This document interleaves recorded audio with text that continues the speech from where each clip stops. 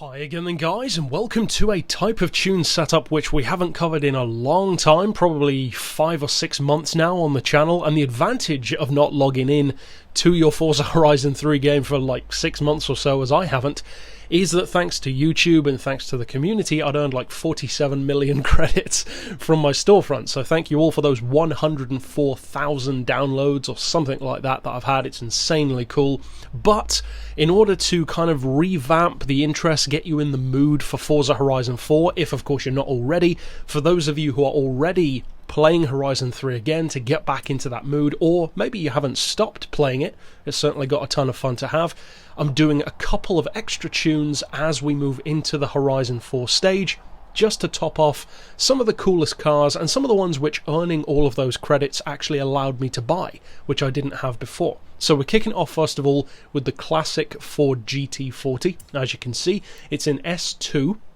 Now, as far as the upgrades go, if you're familiar with my Horizon 3 tunes, you know the way it goes. Fit all racing parts. Suspension, tyres, gearbox, everything. The gearbox especially, or the transmission, if you will, is very important. You will not be able to go this fast unless you fit it. Now, as far as the upgrades in terms of the swaps, you definitely want to fit it with the V12. I know many people hate the V12 because it's so cliched, but these tunes aren't about being unique. They're about making the car as fast as possible, or of course in a roundabout sense. So we've got the V12 engine.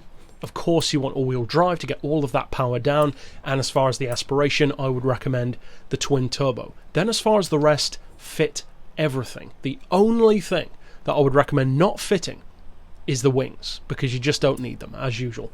Now, as far as the tuning side of things itself, to of course unlock the full potential of those upgrades that you've done, as you can see from the benchmark, you're running some pretty great numbers. This is one of the best classics in terms of the performance that it gives you for a huge price. 2.1 technically to 60, 3.9 to 100 is very healthy.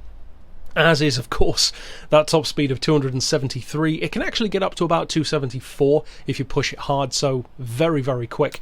As far as the gearbox, you want an auto setting of 3.1, then individual gears of 2.9, 2, 1.5, 1.18, 0.95 and 0.77. As usual, for alignment, we've gone completely neutral down the board.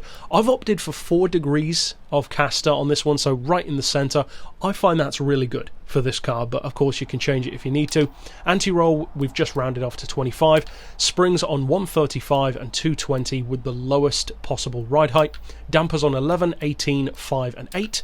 Aero you want set as low as possible on the back. And then as far as the diff, as you can see, 100% on acceleration, 0 for decel, and I would recommend a 70% center split, which gives you, of course, that 30% going to the front end, which gives you plenty of grip, but it doesn't make it overly heavy.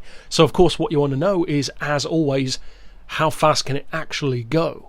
Well, let's find out.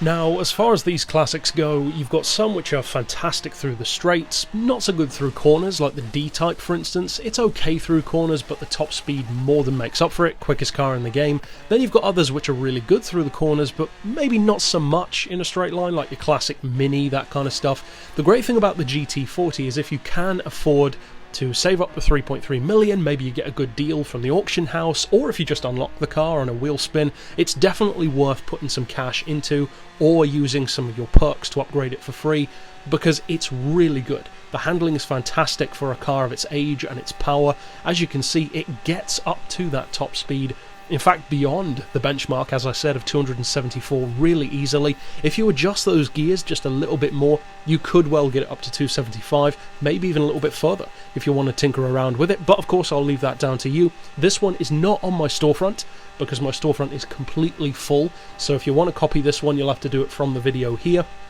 But of course, stick around on the channel for more tunes over the coming week as we lead into Forza Horizon 4. And if you are new to the channel, click through here at the end to see all of my like 250 plus top speed tunes for Horizon 3. But for now, as always, thanks for watching.